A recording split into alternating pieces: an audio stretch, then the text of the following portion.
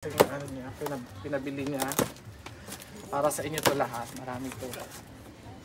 So, ayan. Wala meron tayong mga tinapay, mga biskuit.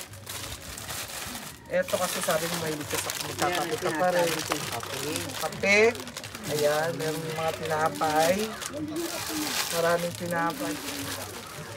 So, meron din tayo ditong mga dilata, mga noodles. Ayan, nanay.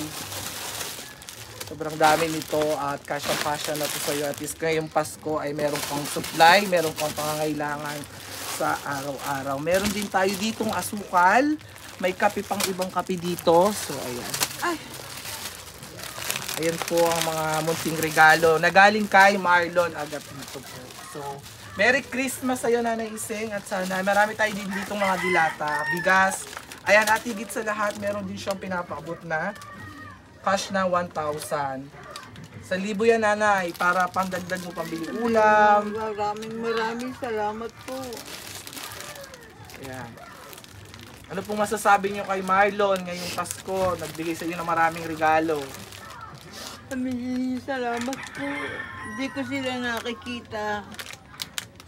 Pero okay, nagpapasalamat.